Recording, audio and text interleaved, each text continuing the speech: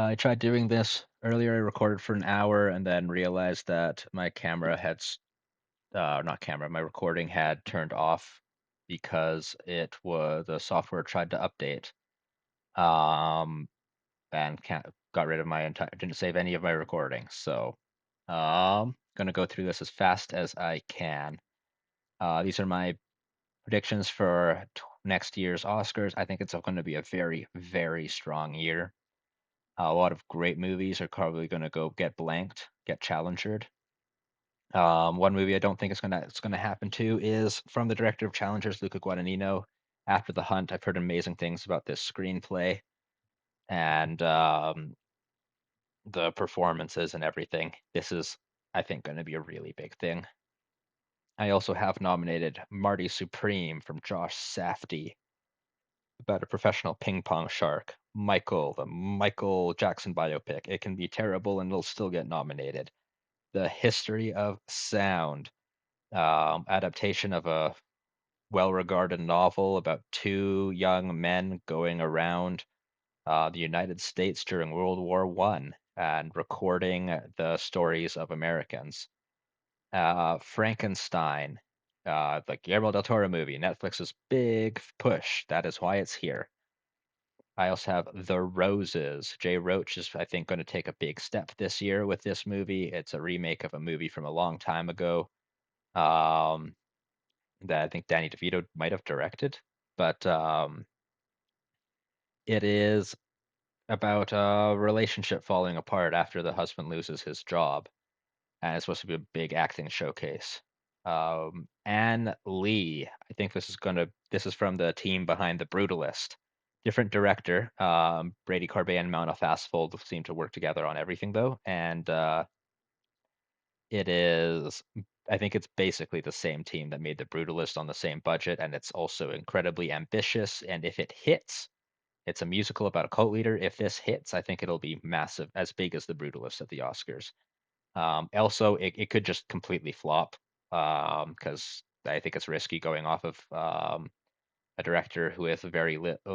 I think she's actually directed a movie before. Um, but yeah, I don't think any. This is a very ambitious, very unique film. Wicked 2 and Avatar 3 are the blockbusters where all the previous entries got in, and if they're any good, they will get in. I think the bar might be higher for Wicked because I think this is a much stronger year than the 20 this past year, and I think Wicked is like in the top five. Wicked 2 I have at like number eight, and I think it could do very like I don't think it's going to do anywhere near as well. It'll probably still win production design the next year, but I think that might be its only win. And then I have Hamnet, new Chloe Zhao film. Chloe Zhao won an Oscar for Nomadland, and I'm not a huge fan of Nomadland, but this seems to be more of an Oscar baity movie than Nomadland was. Then again, 2020 was one of the worst years that they've had, and so this could be something very this could get a lot of nominations. I originally had it out because it felt too easy putting this in, and then I realized that I basically have this in or almost in on most categories, so I put it in. Not I don't have nominated here, but Begonia, Yorgos Lanthimos film. I think this is going to be weird in a different way than Poor Things. I think this is going to be a lot closer to his early works, which are not going to sit well with a lot of people because it's going to be really, really weird. Um, and it's not going to have the same message that Poor Things did. Sentimental Value is from Joaquin Trier, who nearly got in Worst Person in the World and did get in for its screenplay. Um, it is I think the probably the most likely international film as of right now. Of course, with international films, you don't really know until later. Clara and the Sun, new film from Taika Waititi. Very excited for this. This is my number one most anticipated movie of the year. I'm if it is Sony's number one push, that's what I have it as right now. I think it could get in if like Wicked for Good falters. Um, then I think Clara and the Sun could get in because Sony is very good at campaigning. I also have Hamnet in Over Begonia, and that's the same distributor as well. One Battle After Another. This is the big Paul Thomas Anderson movie that was given an inexplicably large budget for someone who has never made any money on his movies. But it's supposed to be a really bizarre comedy action movie, so I don't think it's going to get in. It'll probably get in a lot of technical categories. Wake Up Dead Man, new Knives Out movie. It'll also almost be in, but it won't get in. Caught Stealing, the new Darren Aronofsky film. This is very much a Sony has to pick between Clara and the Sun and Caught Stealing, which one they're going to campaign for, and I have them picking Clara and the Sun because I want them to, because I like Taika Waititi movies. But I also really like The Whale. So we'll see. Ballad of a Small Player. Edvard Berger is like he was like number two for All Quiet, and it looks like he's top three with Conclave this year. This is going to be a much smaller scale movie though, so I don't think it's going to get the same level, and then it's also going to be a much stronger field this year. Um, but these could all reasonably get in, especially Wake Up Dead Man's the last Knives Out movie, as far as I'm aware. So they could finally award it with the Best Picture nomination. Um, is this thing on? Is I think the last of the yeah that could probably get in, or actually highest to lowest could as well. Those are the ones yeah movies I wouldn't be surprised if they got in. Highest to lowest new movie from Spike Lee, an adaptation of Akira Kurosawa's High and Low. Is this thing on? Bradley Cooper's new movie. Bradley Cooper always gets in. The Life of Chuck is the Toronto People's Choice winner from Toronto last year. It's supposed to be very, very like heartwarming and populist and stuff. If it gets in, it could win. It could like Coda or Green Book it. Um, but I think it's what's it called? It's momentum is gone because it didn't come out last year. It's coming out this summer. But it is Neon's highest priority until they pick up Sentimental Value or whatever the Palme d'Or winner is. Um, the drama, new movie from Christopher Porgley. He makes weird movies that don't come close to touching Oscars, but this one seems to be his most mainstream one yet. The Entertainment System is down. Ruben Ostlund, director of Triangle of Sadness, great cast. Wildwood. I think this is going to be the biggest the most well-regarded animated film of the year. I don't actually have it winning animated feature, but if an animated movie is going to get into Best Picture, it would be Wildwood, I think. Oh, Sorry Babies, the big movie coming out of Sundance from Pastel. They're the producing team behind Moonlight, If Beale Street Could Talk, and After Sun. They're pretty good at identifying really good talent on the behind the camera, and this movie is supposed to be both devastating and funny. Then the last eight are Mother Mary, weird movie from David Lowery that a lot of people are hyped for. I don't think it's going to go anywhere in terms of the Oscars outside of probably, honestly, it could win costume design. It's about a fashion model. No Other Choice, the new movie from Park Chan-wook. It's supposed to be more old boy than Decision to Leave. There's an untitled Kendrick Lamar film with the what's it called? Um, with the Trey Parker, Matt Stone, South Park guys. It's supposed to be a musical about a guy who is working as a slave reenactor and finds out that his girlfriend's ancestors owned his family. Um, Gonna be really weird. The Final Reckoning. It's a Mission Impossible movie. They're always kind of in the conversation and then they never happen. In the blink of an eye, probably shouldn't be in this list. In the Hand of Dante is the new direct movie from Julian Schnabel. He can direct people to Oscar nominations. He's got director's nomination before. He makes really artsy films, but this seems to be a more mainstream action movie, but also has another part to it that is takes place in like whenever Dante wrote this. So it follows Dante writing the movie, not writing the movie, writing his Divine Comedy, and Oscar Isaac stealing it hundreds of years later from the mob.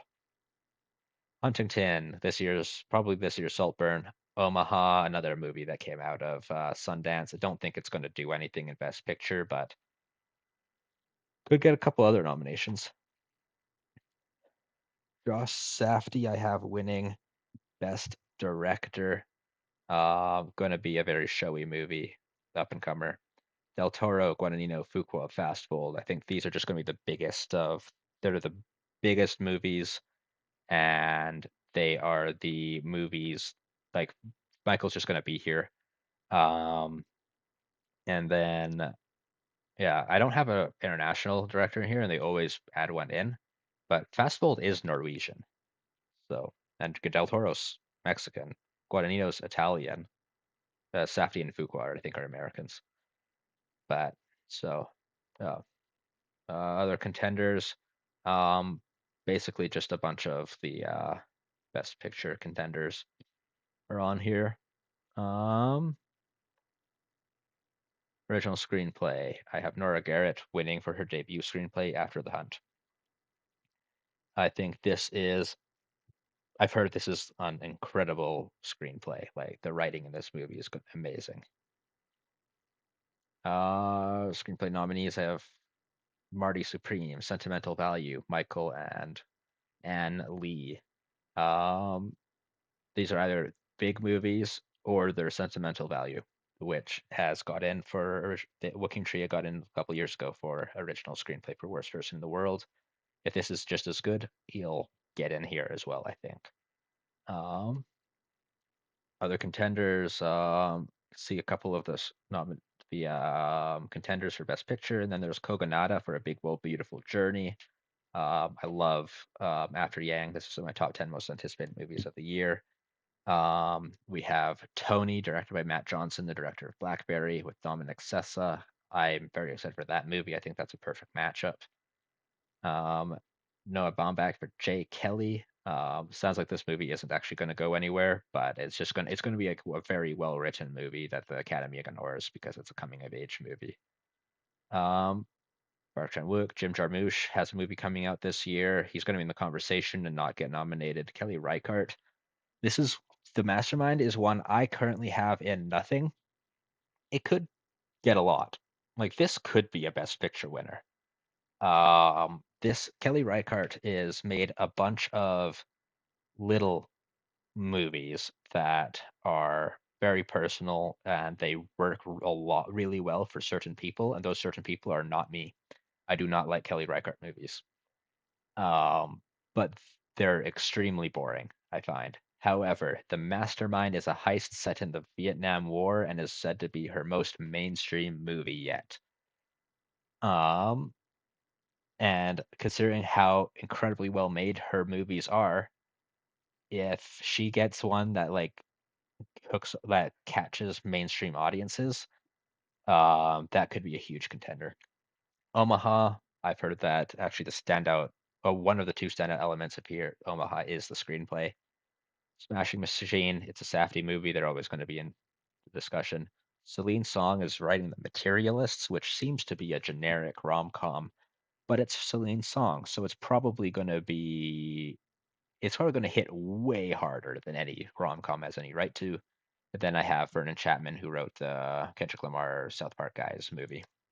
Adapted screenplay, The History of Sound, based off of an acclaimed novel.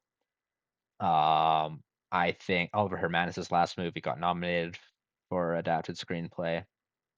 I think this could do. I think this movie is going to be big. I also have Frankenstein from Guillermo del Toro and Frank Darabont, the guy who wrote The Shawshank Redemption. Tony McNamara, the writer of Poor Things and The Favorite, wrote The Roses. Mike Flanagan for The Life of Chuck and Ryan Johnson for Wake Up Dead Man. Um, Ryan Johnson is just a staple here with his Knives Out movies. The other Tony McNamara and Guillermo del Toro here because their movies are big contenders, and Mike Flanagan is here because Life of Chuck needs something. Um, I probably should put Hamnet or Clara and the Sun in instead, but well. Um, Ballad of a Small Player and Caught Stealing and Bugonia, they're all movies that are probably going to do. They're going to get in some places. I don't think they're going to get in at the Oscars though.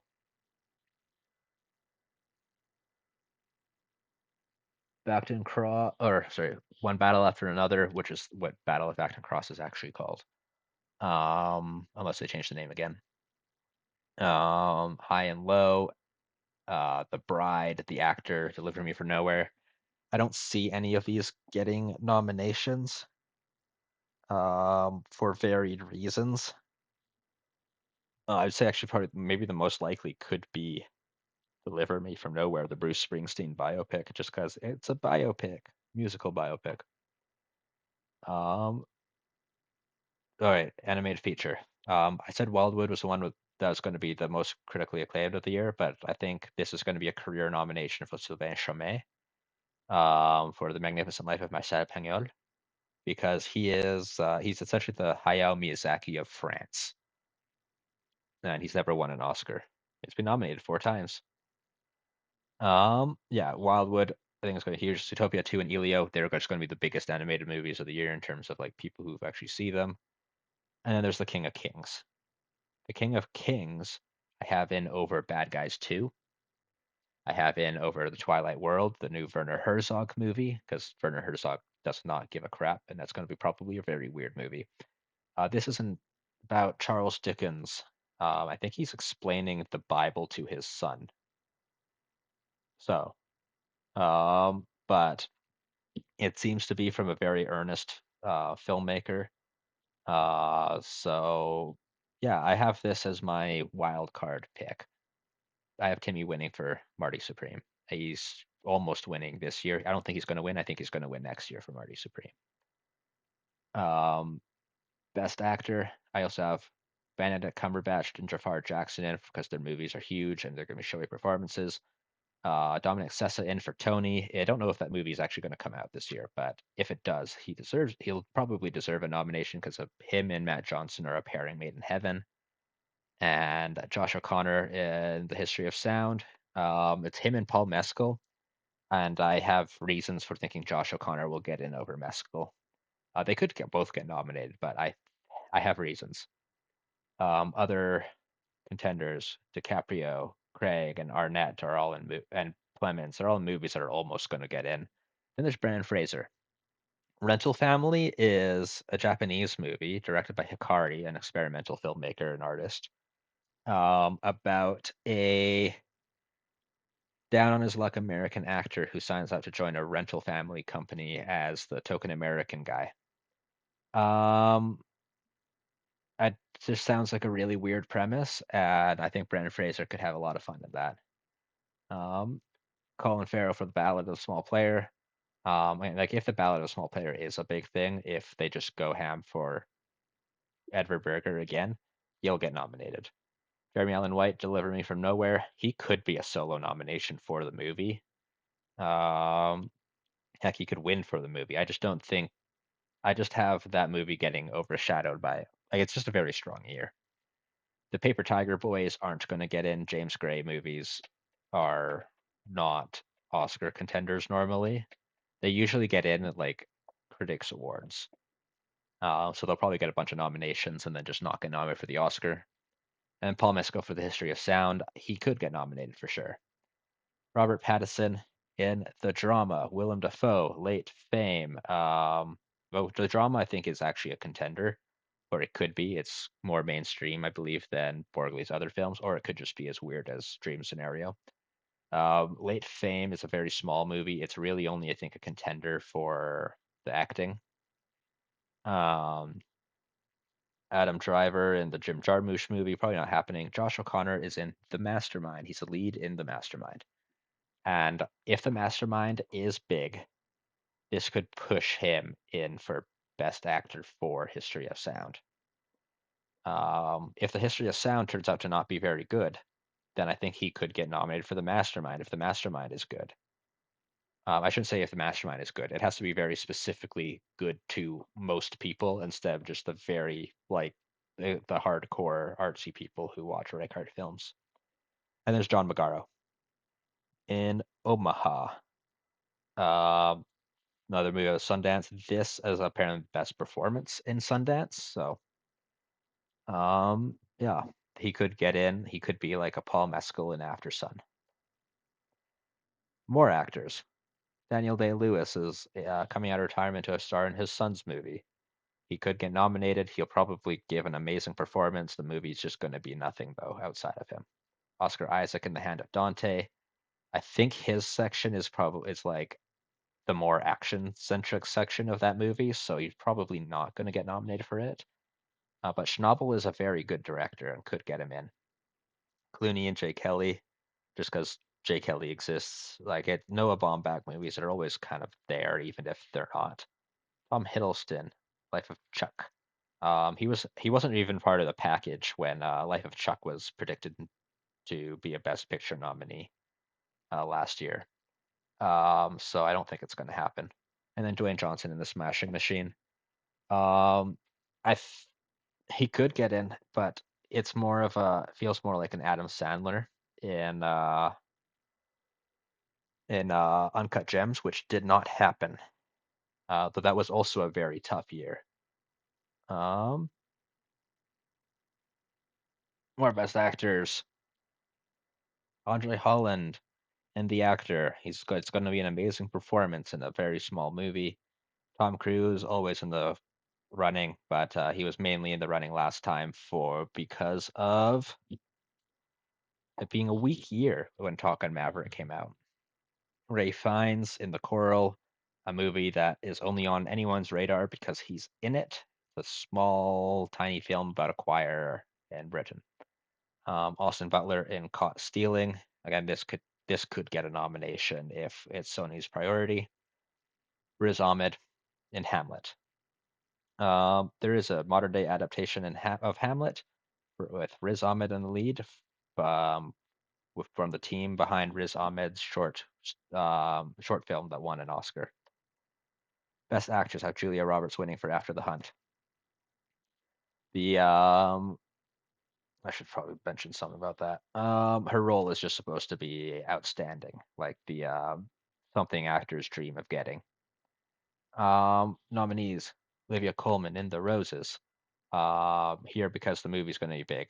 Cynthia Erivo is kind of the same thing. She's going to be very good in it. I think she almost has to be better than she has to be better than she was in the first one. I think for this, some people are saying that she's going to win, but I think this year is just too stacked. Um, Jesse Buckley in Hamnet. I think this is like it's an Oscar bait drama from Chloe Zhao. Um, and Jessie Buckley is an amazing actress. I think she can do it. I think she'll get in. And I've been hearing for years that Jessica Lange is going to get an Oscar nomination in Long Day's Journey into Night. Um, she appeared on stage in this role for a long time, and now is taking it to the big screen.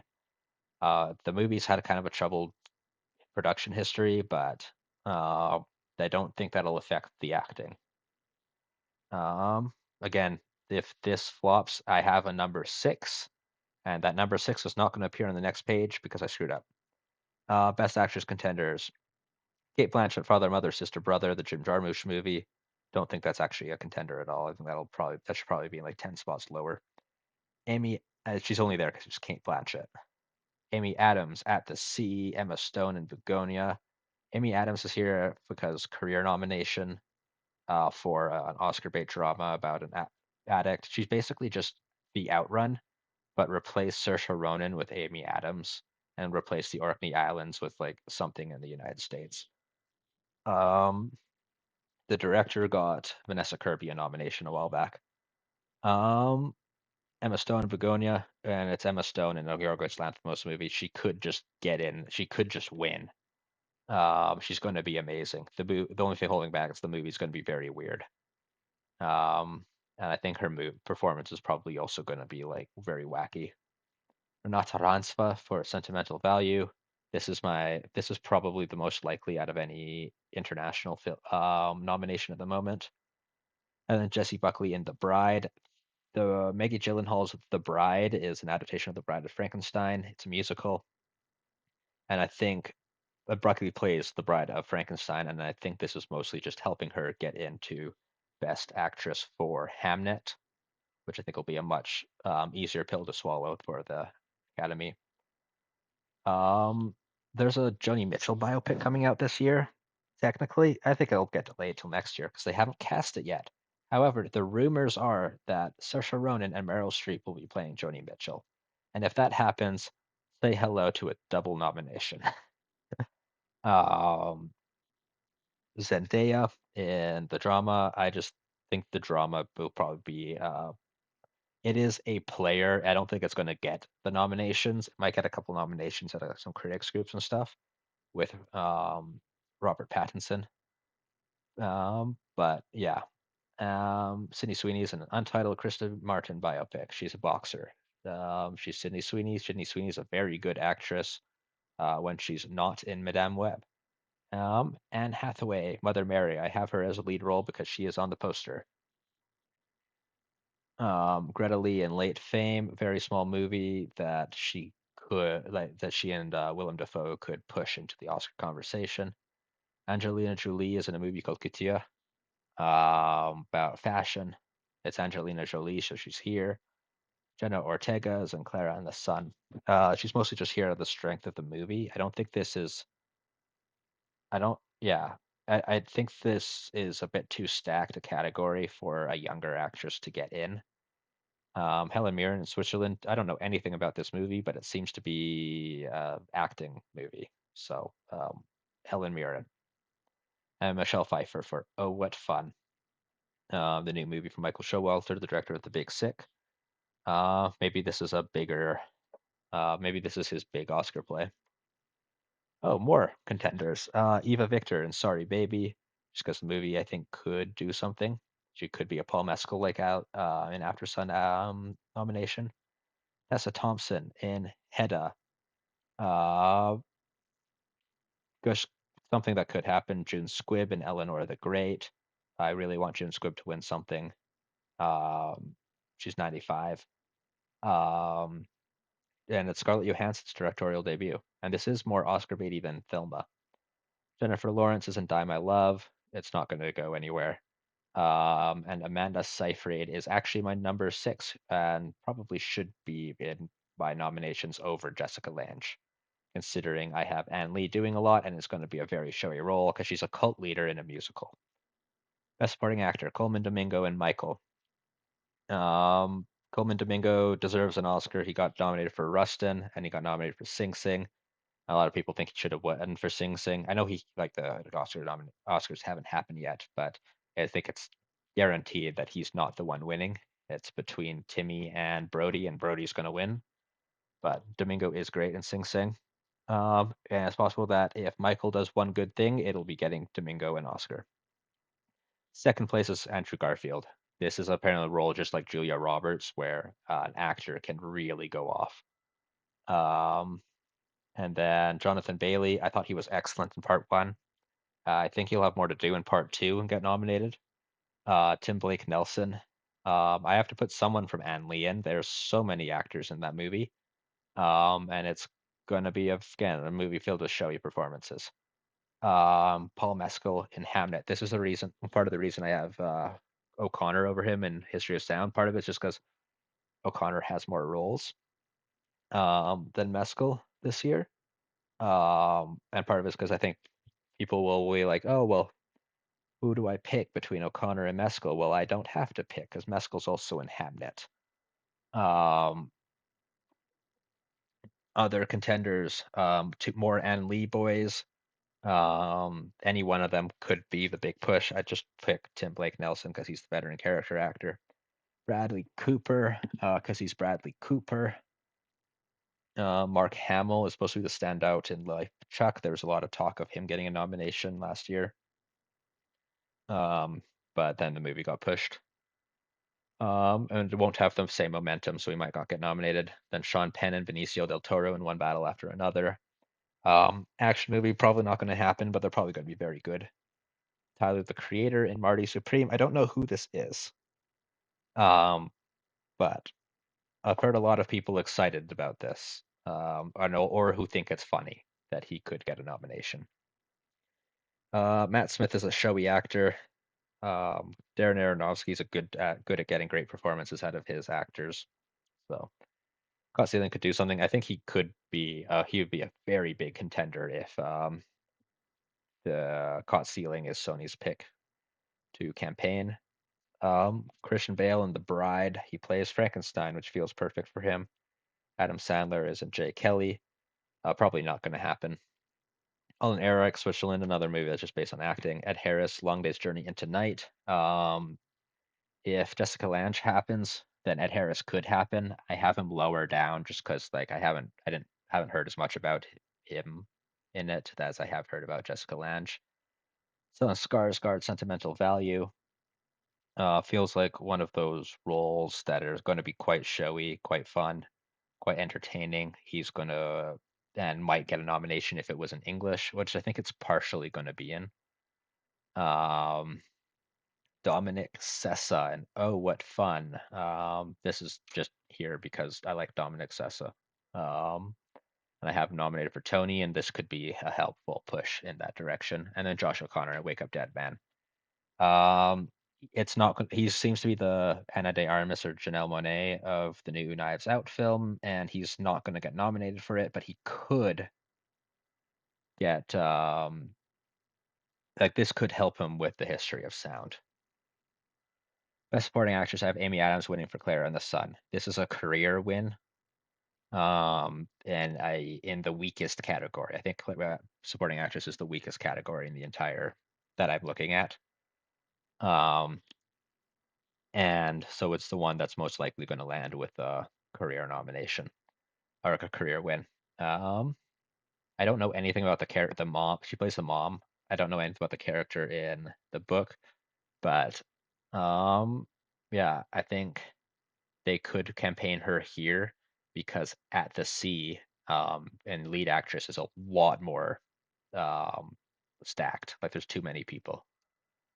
I originally had Io Edeburi in for as the winner for After the Hunt, but I found out that that is probably the role with the least to chew on in that movie. So I have her at number two instead of number one. I really like Io Edeburi, so I'm hoping that she gets a nomination out of this. Um, Emily Watson, veteran character actor, Oscar bait drama. Um, Gwyneth Paltrow, big movie, actress who hasn't got a lot of awards love in a long time. And then this is where things fall off in terms of like likelihood. I think those top four are pretty good. They'll feel like movie stuff that could happen. Tilda Swinton could get in for the Ballad of a Small Player as an Isabella Rossellini like nomination. Um, if the movie overperforms. I don't have the movie overperforming. I have the movie getting nothing. um, Yet I have her in here. This is partially because Tilda Swinton's just that good. In every movie that she is in, she is so much better than everyone else around her that it is funny. I saw her in Constantine, and it looked like she was incredible, and Keanu Reeves was like just trying so hard to keep up with her. Um, yeah, I think she's one of the best character actors in the world. And she is in an Edward Berger film. And Edward Berger is really good at getting people nominated. However, I this is mainly just here because I think this is a weak category. Um, Elle Fanning and Sentimental Value, I think, is my clear number six. This is just because she is the one who's going to be speaking English in that movie. Um, yeah, it's gonna again probably be another showy role. Maybe it's very small role. I don't know. Maybe she's barely in it. But yeah. Then I've got Zoe Kravitz would probably be number seven for Caught Stealing. This is if the movie is promoted, she could get in. Tom McKenzie and Anne Lee. Another one who feels like a debutante, like that she's not been in enough, even though she's actually been in a fair bit at this point. Um, but I also don't know what her role is in the movie. Michaela Cole is in Mother Mary. She might actually be a lead actress. I don't know. I just have Anne Hathaway as a lead because she's on the poster. Um, and she is, but the movie's going to be weird, so she's probably not going to get in, even if she will deserve it. Regina Hall in One Battle After Another action movie, but she's supposed to be very good in it. Anne Hathaway, Paper Tiger, probably get a bunch of critic nominations and then get nothing else after that. Mia Goth and Frankenstein. I don't know why I don't have more Frankenstein. Should probably have like a Lordy or Isaac somewhere. Emily Blunt as in Is This Thing On and The Smashing Machine. It'd be funny if she gets in for The Smashing Machine and Dwayne Johnson does not. And then Penelope Cruz is in The Bride. She's here because she's Penelope Cruz. Um, Alana Haim for the drama and the mastermind. If the mastermind overperforms, she is someone that who could absolutely come with it.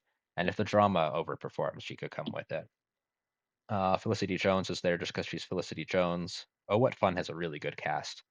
Laura Dern and Is This Thing On? I have Emily Blunt ahead of her because she's higher on the cast list. And then Samantha Morton in The Entertainment System is down. Um, she's probably the best character actor no one's ever heard of. Um, and I think she's going to probably kill it in this movie. Kirsten Dunst is also in it and could get in. She's got an Oscar nomination under her belt. Ariana Grande is in Wicked for Good. This should be way higher. I don't know why I have this low.